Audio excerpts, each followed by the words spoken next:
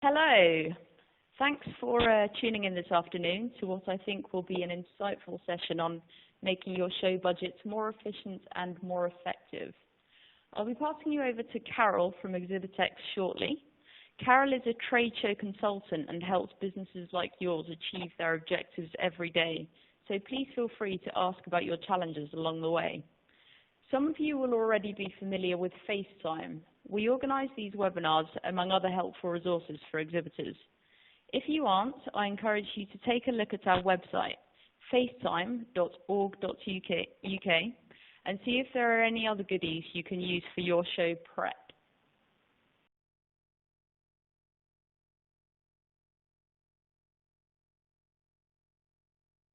So I'll just give you a quick download of the other resources we offer, which are mostly free. Most exhibitors just tend to pick and choose what's right for their company. So if you're not sure or you want some ideas, please feel free to drop myself or any one of the team a line, and we'll be happy to help or make suggestions. So firstly, we have the FaceTime masterclasses, which a few of you will have already attended in the past. So our upcoming event will be taking place at the NEC in Birmingham on the 20th of July. It's a great day out where you'll be able to network with your peers and learn from a range of topics which include marketing, sales, stand design, and various other topics. Of course, you know we host these webinars, so I won't go into too much detail about these, but please do take a look at our recordings if you've missed any that we've run in the past. Additionally, if you can think of anything that you'd like to know more about that might help you exhibit better, please drop me a line and I'll see what we can organize for you. So what else do we have? We offer 15 short advisory videos, which might be a handy tool if you want bite-sized videos that covers the whole cycle of the exhibitor journey before, during, and after the show. We also offer downloadable guides that are easy and fun ways to get exhibitors more informed and engaged with exhibiting.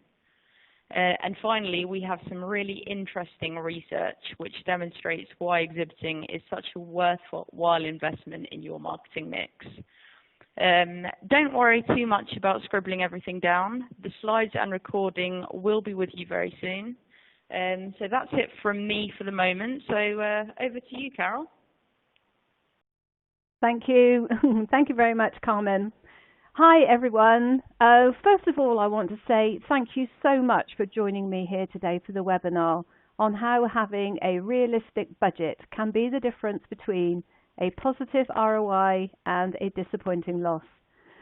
You know, when you write one of these webinars, it's nice to know that someone actually wants to watch it. So I mean it when I say thank you. I'm really excited about presenting to you today. Okay, are we ready? Yes? Then let's begin. I'd like to start by asking a question. Are you tired of being the best kept secret in your field? If so, today is your chance to transform that forever. If you love what you do, but you hate the sales part, then you're in for a treat. I'm Carole Stacey, and I'm known as the Successful Exhibitor's Secret Weapon. I help business owners and sales teams discover how to rapidly boost their sales using irresistible offers to get massive results without being obnoxious or even remotely salesy. After 20 years of winning awards for entrepreneurship and a steadfast resolve of rethinking what's possible, I now specialize in helping exhibitors to transform their frustration and their fears into relaxed relief, using tools that underpin their primary objective, and that's to serve and delight their customers, who in turn are ready and willing to recommend and give referrals. By the end of this webinar, you'll be able to transform any worries you have on where costs are coming from and how to improve your return on investment. You'll be quietly confident because you'll know how a realistic budget can be the difference between a positive ROI and a disappointing loss. Now, you and I know that there's a lot more involved to being a successful exhibitor than just managing the budget. There are hundreds of bits and pieces that fit together like a jigsaw puzzle. And in reality, becoming a confident and efficient exhibitor requires a wide range of skills. Things such as marketing, planning, organisation and communication skills, team building and more. You need an eye for detail and the people skills of a diplomat. You need the creativity of an artist and the financial drive of an accountant. But you must also dig deep and find the ability to do specific key tasks for your exhibit marketing to succeed.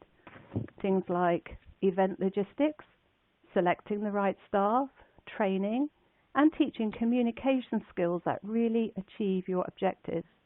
Your pre-show and at-show promotions are so important, as are generating leads and measuring your exhibition results. Now, my aim in this webinar is to provide insights into one very important exhibitor quality, and that might just be the missing piece from your exhibit planning process. And that missing piece is the financial drive of an accountant.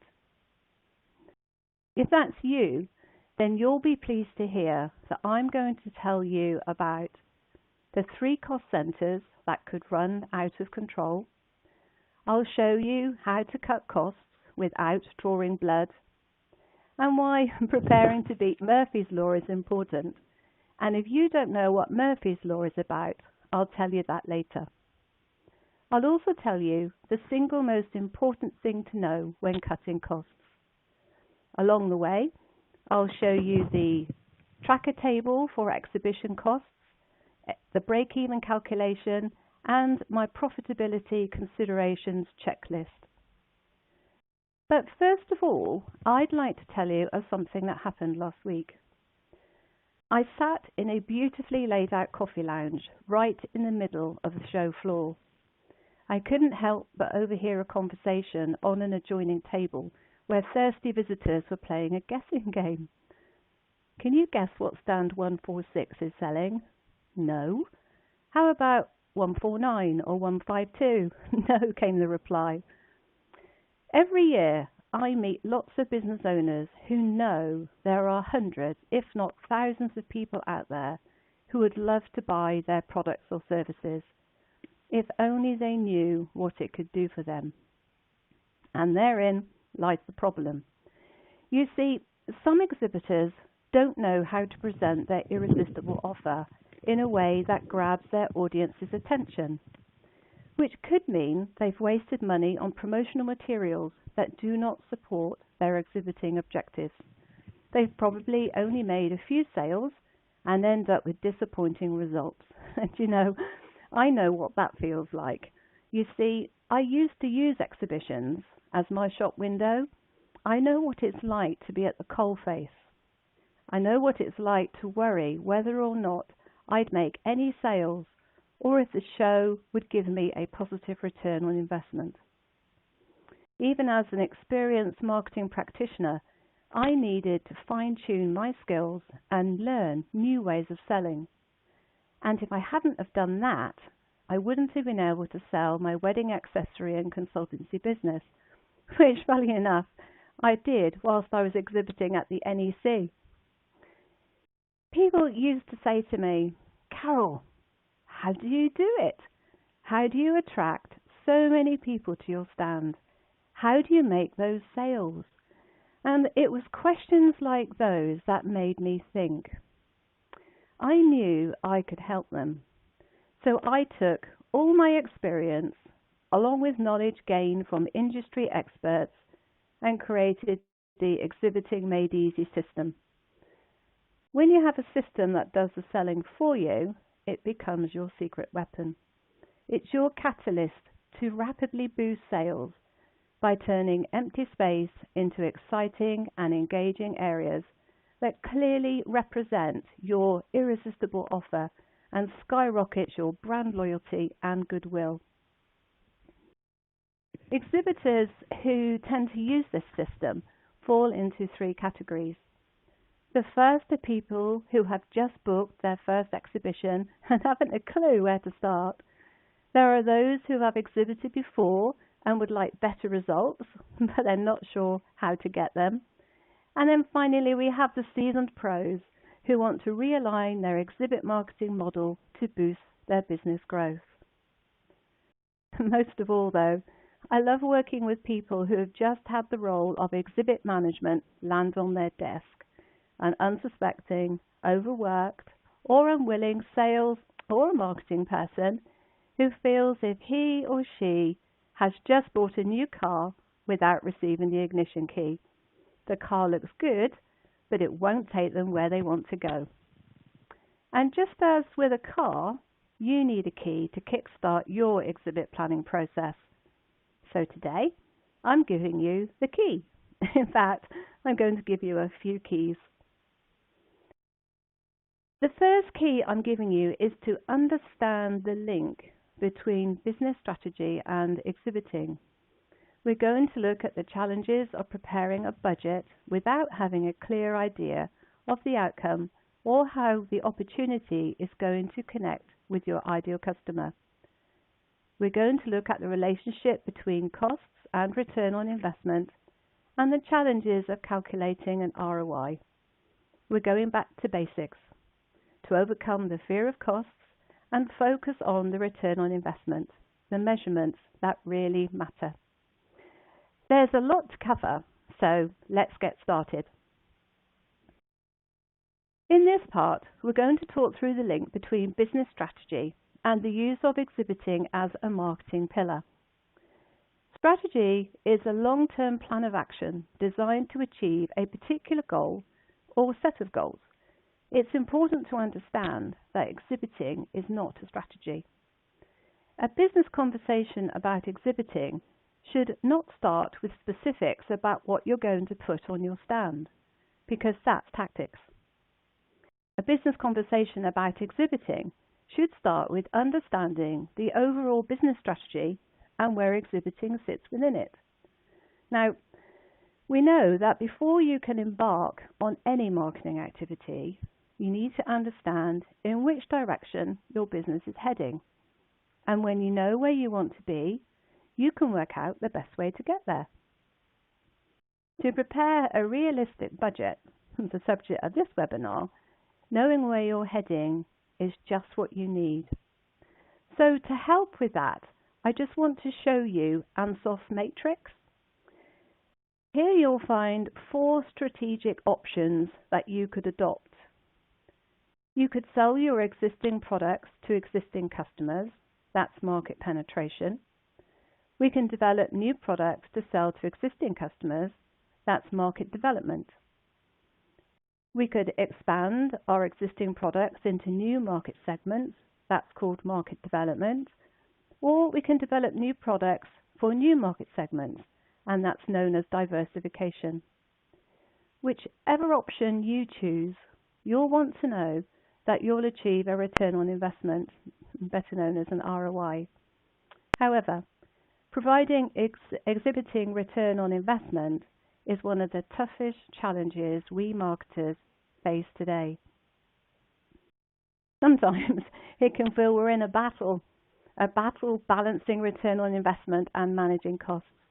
It can feel as though we're walking a tightrope, fearing the costs when we should be focusing on the return on investment. I believe costs and ROI should work in partnership, not compete with each other. The bridge that links them together are the tactics we use to reach our customers. Without tactics to deliver our outcomes, costs can run out of control, leaving a really disappointing ROI. However, if you haven't planned for a measurable ROI, how will you know if you've achieved it or not? Without a measurable ROI, you're just left with a mountain of costs. Focusing on those costs will be really depressing, and you'll probably conclude that exhibiting is expensive and a waste of time. So where do we start? Well, for me, I like to start with measurements, because that's how we'll estimate our revenue stream. It's how we'll keep control of our costs and it's how we'll calculate whether or not our exhibit marketing campaign has been successful. You know, measurements are everywhere. If you're driving, we measure our speed. If we're trying to lose weight, we measure calories. We tick off the days until Christmas, book holidays in advance. We measure ingredients for that perfect cake. We monitor the fuel in our tanks, and we watch the clock, waiting for lunchtime. Understanding the numbers in business is essential. If you have a business plan, it must include numbers. Therefore, your exhibit marketing plan needs to have numbers. Measurements help us keep our business and marketing activities on track. They also help us to know when we might need to make adjustments. If we measure what matters to our business, we will know what works and what doesn't work quite so well. But how do we know? How do we know if a measurement matters? Well, if you see a measurement and you know what you need to do, then it matters. It matters because it's a number that provides insights. It matters because it's a number that allows you to take action. If you don't know what you need to do next, then I'd say it probably doesn't matter. It's interesting, but perhaps not business critical. With exhibit marketing, there are so many ways and so many things you can measure, from the number of leads to sales revenue, orders taken, the number of meetings you've had, conversations with customers and sales reps, responses to demonstrations, and so it goes on. Knowing what measures matter will also transcend those vanity metrics. You know, the number of business cards in a bowl often only indicates the number of people who want to win a bottle of champagne. These metrics are nice. They make you feel good, but they don't offer any actionable insight. You'll remember that I said earlier that costs and ROI should work in partnership together. And the partnership they have are the tactics that flow back and forth over what I call the customer messaging bridge. What do I mean by the customer messaging bridge? Well, this is the bridge which is constructed from the profiles of our ideal customers and clients. It's the bridge your tactics cross to demonstrate the transformation you provide in your audience's lives and businesses. The most important tactic of all is your message, or as I like to call it, your irresistible offer. How will you create a message that attracts, engages, and resonates with your audience? A message that has people flocking to your stand, asking for product demos and handing over credit card details. You know, when your transformational message is clear, you'll find deciding on which exhibit media to use will become really easy, and your ideas will flow naturally. You'll feel confident about your choices, and you'll avoid those panicky feelings of not knowing what to say, to who, when, and what it's going to cost. I'd like to just use an introduction now. I want to introduce you to Martin. He's the chap in the middle. He represents an exhibitor I would work with. He's a business owner with 8 members of staff. Martin's purpose for exhibiting was to sell his new online ordering system to the lunchtime takeaway market. He's exhibited before and says he quite enjoyed the experience, but felt disappointed and frustrated by the results, which he described as, at best, the results were mediocre. Even so, there's a part of him that understands how vital exhibiting is to his business. To remain competitive, he knows he needs to embrace exhibiting as part of his business growth. But this time, he's decided to take a larger stand. And typical of thousands of other exhibitors, this is where he starts. He asks the question, what should I put on my stand? Well, I'm afraid that's the wrong place to start. If Martin were to clarify his irresistible offer, he'd discover how much easier it is to prepare his goals, his objectives, and the tactics he's going to achieve them. He'd know where to put his energy, his time, and his investment, and by asking his ideal customers how they'd like to experience the new system, he'd know what stand assets to use to inspire the right people to say yes to buying from him. Now, in reality, this is what happens. He's in danger of becoming a magnet to costs. Somehow, costs seem to know when an exhibitor is ill prepared. They present themselves as must-have, saying, "Everyone else has one, use me, you'll stand out from the crowd." But as an exhibitor who truly wants to succeed on the event floor, he's naturally attracted to those bright, shiny objects, excited by what he sees on other exhibitor stands, and the topic of conversation within his team is all about, what should we use as giveaways? Martin thought of having a video produced. Then he thought of the ever-popular pull-up banner and pop-up display stand. Now, there's nothing wrong with these. They are, in fact, brilliant at conveying a message and attracting visitors. But would using these attract his ideal customers? And is this the best way of spending his money? Would investing in these items move him towards a profitable return on investment? What Martin needs to become is a magnet to ROI. You see, one of the reasons why exhibitors end up feeling disillusioned and disappointed is they started their exhibit market planning in the wrong place. In Stephen Covey's book called The 7 Habits of Highly Effective People, and if you haven't read it, I really recommend you do, he says, to begin with the end in mind means to start with a clear understanding of your destination. And in exhibit marketing terms, it means you need to know what results you want from your exhibit marketing campaign.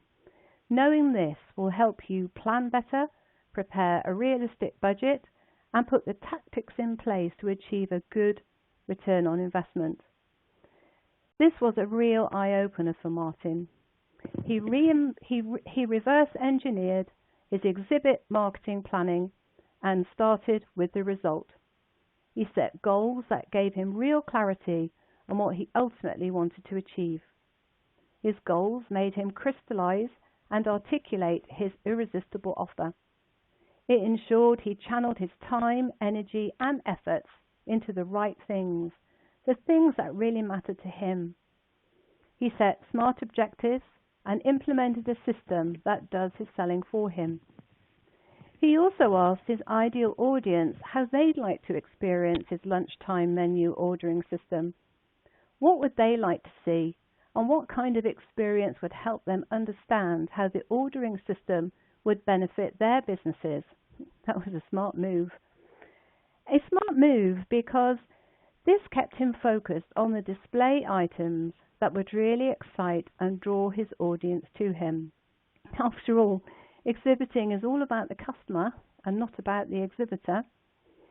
He turned his empty space into an exciting and engaging area that attracted his ideal customers because he took the time to ask his audience how they'd like to experience his ordering system.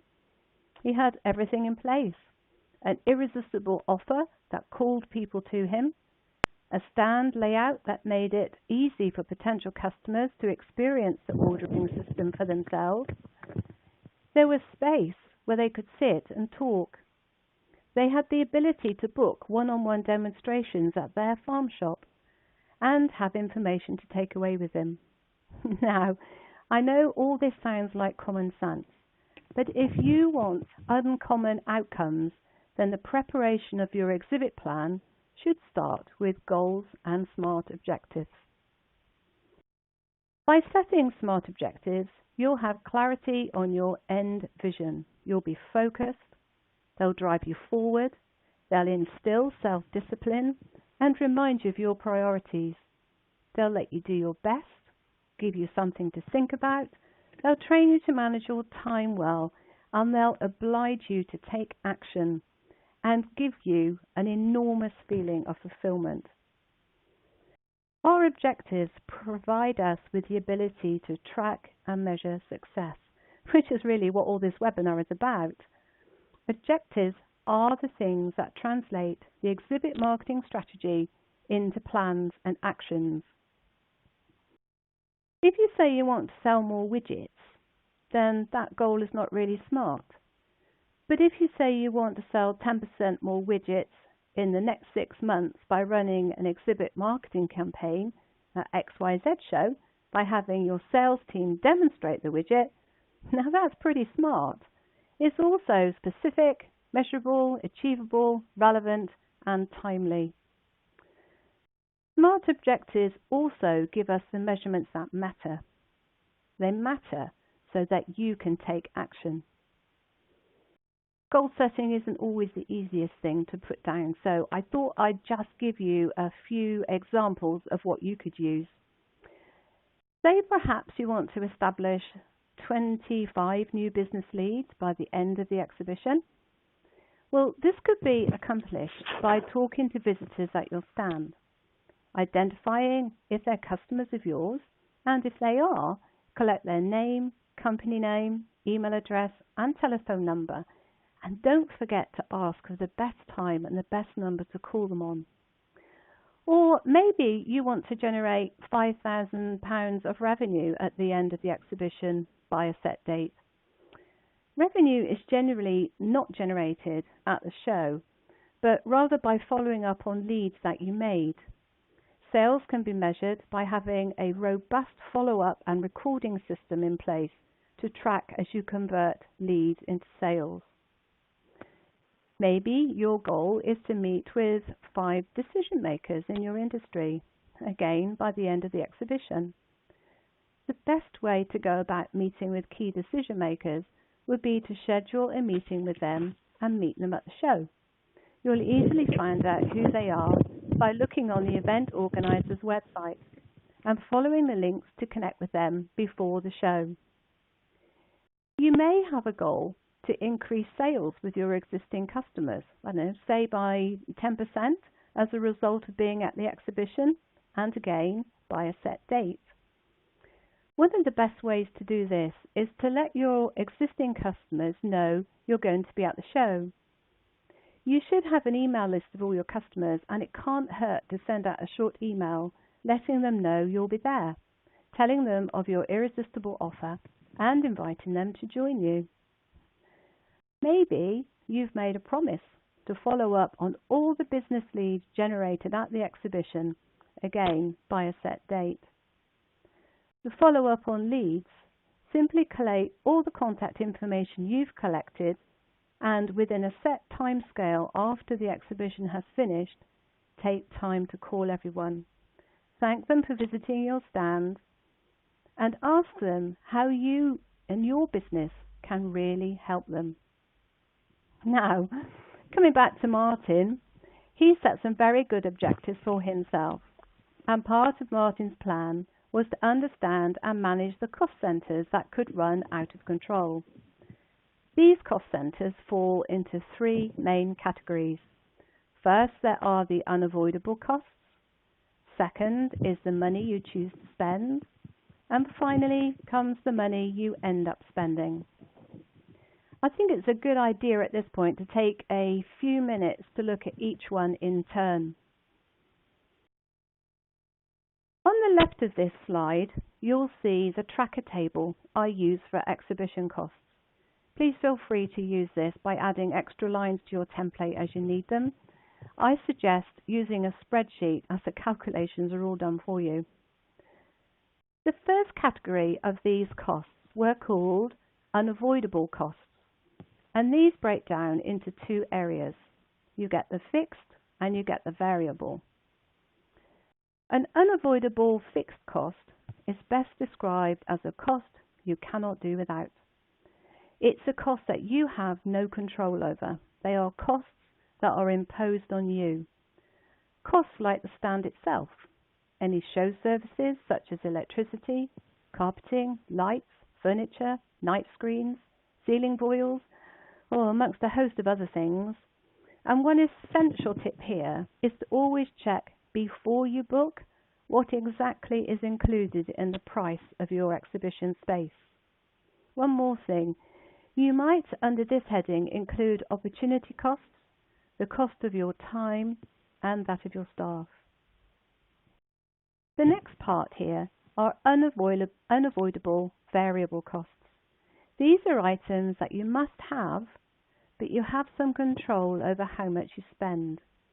You can shop around gathering quotes from a range of suppliers, negotiate special rates or package deals. Items falling into this category include things like hotels, transport of stand assets or maybe van hire, staff mileage or fuel allowances, car parking charges, car hire, brochures, signage, videos, iPads, TV monitors, computers, or maybe even AV equipment. Here you'd include temporary staff and of course their training, whether they are manning your stand or providing support back in the office while you and your team are away. If you're demonstrating your product or providing tasters, you'll need to include all the elements you need to effectively engage with your audience. Include here the materials you'll need to keep your stand looking neat and tidy, such as cleaning products, wipes and disposal bags, and even waste bins. The way to think about it is this. If you need an item that is directly connected to your promotion, then that cost is an unavoidable variable cost. Now, what do you do about exhibit assets that have a longer life than one show? The best way to add this into your budget is to divide the cost up and share it out. That's called apportioning the cost. Say you buy a lockable cabinet and you'll know you'll use it on your next exhibition stands. The most appropriate way to account for that is to apportion it across either the life of the asset or the number of shows in your trading year. So for example, if a lockable cabinet costs £1,000 and it has a life of 5 shows, then the cost of using that cabinet would be £200 per show. That's the cost you would add into each of your budget sheets for those 5 shows. Do you follow that? Well done. The second cost centre is what you choose to spend. This sounds a little weird, but it explains the items you feel you need to engage with your audience. Things like champagne, plates of sweets, or fish bowls for those business cards, branded bags, boxes, packaging, sweet wrappers, pens, notepads, or other trinkets a visitor can take away with them. Now this cost centre comes with a big, fat warning. It's here that costs can quickly mount up, especially when your team are busy wanting to buy things they'd like to receive as freebies themselves. Rather than wasting money on trinkets, think of a valuable giveaway that directly relates to your irresistible offer and doubles up as the first step in your sales process, the one that helps a potential client feel relief that they've found you. The third cost centre is what you end up spending. And this section often has people really curious and laughing in some cases. The money I've seen spent in this cost category has been known to exceed the cost of the unavoidable variable costs, which can be huge. Exhibitors tend to end up spending excess money on coffee, refreshments, lunch, cakes, biscuits, and other pick-up-and-eat boredom food. Be careful also where you park, because car parking fines and tow-away charges are extraordinarily expensive. Here's another scenario in this category. Maybe you arrive to set up your show and someone has forgotten the tools for assembling your stand assets, or worse still, during construction, someone who forgot the step ladder will fall off a chair and injure himself. Or perhaps you shoot out to the shops to buy a beautiful bouquet of flowers and a vase just because another exhibitor has one and you quite like it? I have to admit, I've got a confession here. The bouquet of flowers became my largest spend in this category, so I had to move it up to the unavoidable variable cost section. So don't you do that. With all these cost centres, you'd think there couldn't possibly be another one. Well, I'm sorry to say, there is. It's called Plan B, and it's time to build in a contingency. I tend to use a percentage of the allowable budget and include it within the budget, not add it to the original budget, because that's cheating. Contingencies are in case the unthinkable happens, like someone stands on your banner stand and rips it. Having a contingency is important if you're going to manage the totally unexpected costs and beat Murphy's Law.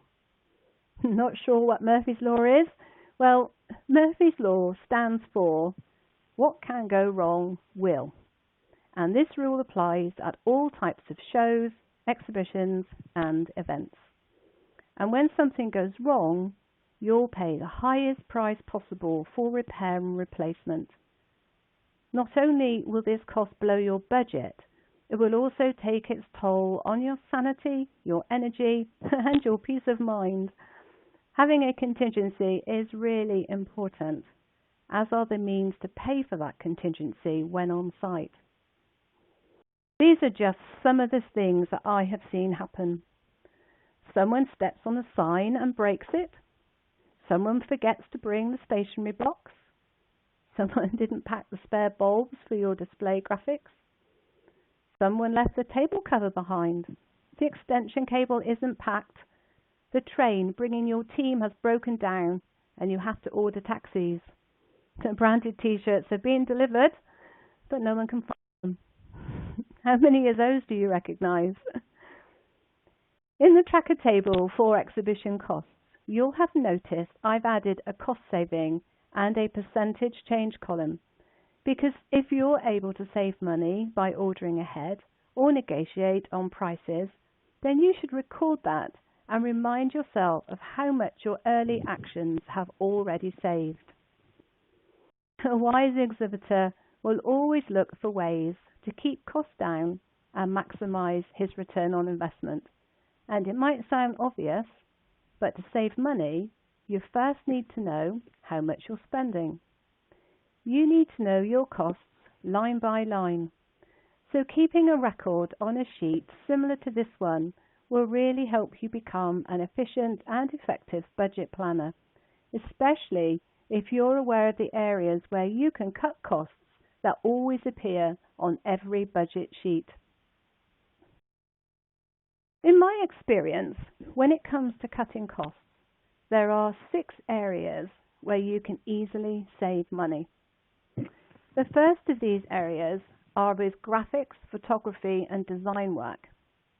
The best advice I can give you here is to work within an existing campaign. Don't reinvent the wheel. Use current designs that are already resonating with your audience. Be clear on exactly what you want the graphic designer to produce, because abortive design costs could cost you a fortune. The second on my list is about literature, brochures and flyers. Instead of opting for full colour print, could you use black and white? How about choosing a lower grade paper, or use standard sizes of paper and envelopes? Whatever you choose, the key to great promotional copy that sells is to make sure you proofread and proofread again, because typographical errors won't do you any favours when you're trying to impress your audience. Third on my list is stand enhancements and decor. Flowers and plants add warmth to an exhibit, so rather than use real ones, which could be really expensive, try using silk or artificial and reuse them. People often think that plants and flowers are an unnecessary expense. However, they do soften a harsh exhibition environment, A touch of live foliage often humanizes a display. Next in my cost-saving ideas is about staffing for your stand or back office support. Do make sure you choose the right staff, people who are experienced at selling, and most importantly, experienced at selling what you offer. Don't send your most junior person unless, of course, it's part of their induction or training program, because it's likely they will buckle under the pressure. The fifth in my list is about show services from the organisers. Always, always, always read the Exhibitors Handbook as soon as it arrives. It contains all the details you'll need to book exhibit space extras, and there could be deadlines for ordering which, if you don't keep, could cost you dearly with late penalties. And finally, how to make your printer happy. This tip is really easy to understand. You order more than you need, you give away less than you thought, and you throw away the rest. I've seen exhibitors order hundreds or thousands of glossy, elaborate brochures and give them away randomly to visitors. Doing this is such a waste of time, effort, and money. Why oh why would you want to give away an expensive brochure only to watch that person throw it in the nearest bin? This brings me really neatly to the single most important thing to know when cutting costs, and that is always cut what the customer cannot see. It's far better that you choose a less expensive hotel or share travel arrangements than it is to scrimp on the way you'll engage with your audience. And why do I say this? Well, because first impressions really do count, and you want potential customers to remember you for all the right reasons. We're nearing the end of the webinar. I can't believe how quickly it's gone.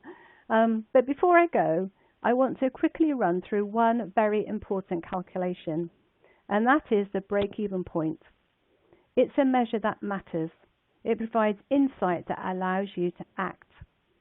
In this example, you'll need to know what the unit price is of what you're selling. You take that, here being £250, and you divide it into the total cost for the exhibition. When you divide 250 into 5,000, you get 20 sales, which means to break even, you'd need to make 20 sales.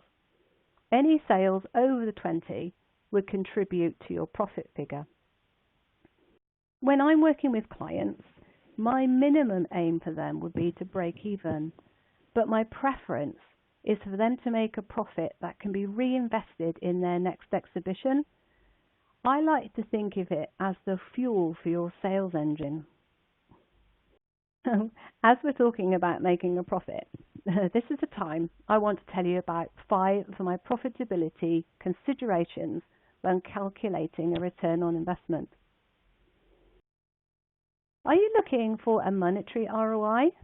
If so, consider this: your sales process, your production times, and the delivery times before you prepare the profitability statement or judge whether the exhibition was a success or a disappointment. Maybe it's your purpose to create activity around your brand. Consider this: how will you monitor and record that activity? Who will do it and how often? Maybe you're taking orders from customers for the new season. Consider this: did you meet enough buyers? If not, why not? What could you do differently next time? Perhaps you're asking for customer feedback on a new product or service. Then consider this: were the data collection methods you used fit for purpose? Did you get the information you needed? If not, why not?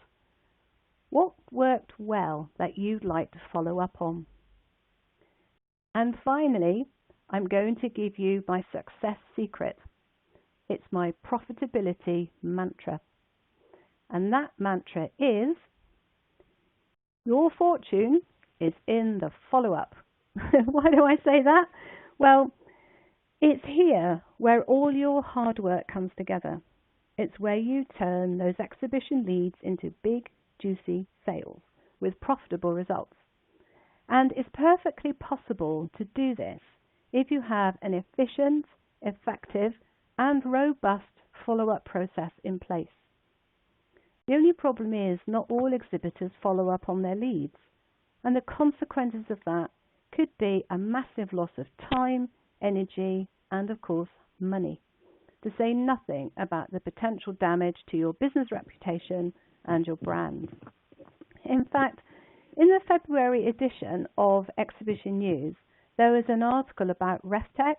They carried out an independent research on the effectiveness of exhibitor follow-up.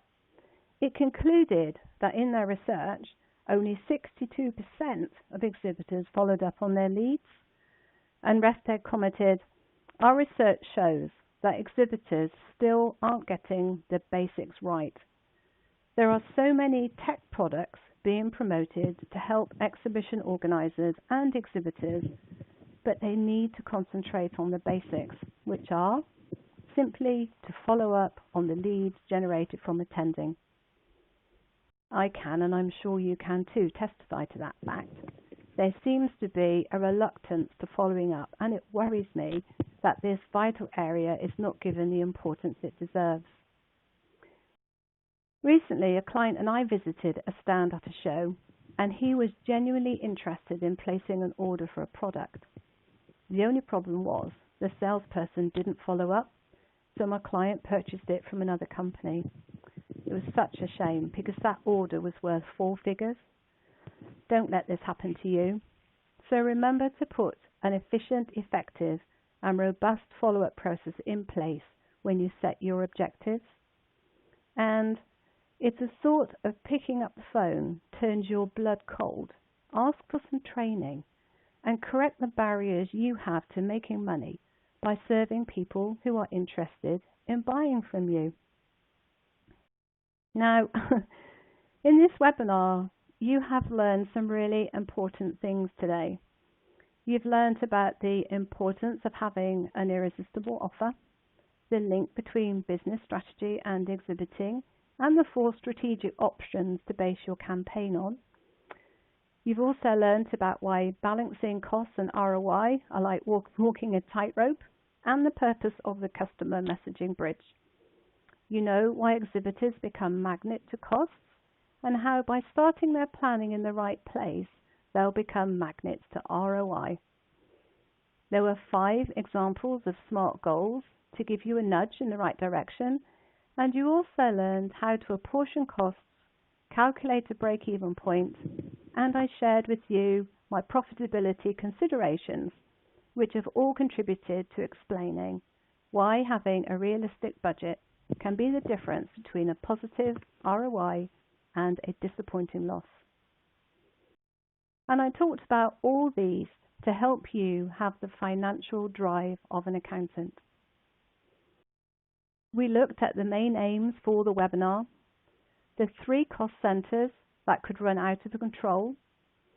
We talked about how to cut costs without drawing blood, what to do to meet Murphy's Law, and the single most important thing when cutting costs is, altogether, say it, always cut costs that the customer cannot see. Well, that's it. It brings me to the end of the webinar. I hope you've discovered a few new strategies that could help you prepare a realistic budget and improve your ROI. I'm going to be around for a few minutes, so if any of you have any questions, I'd be really happy to answer them. That's fantastic. Thank you so much for that, Carole. My pleasure.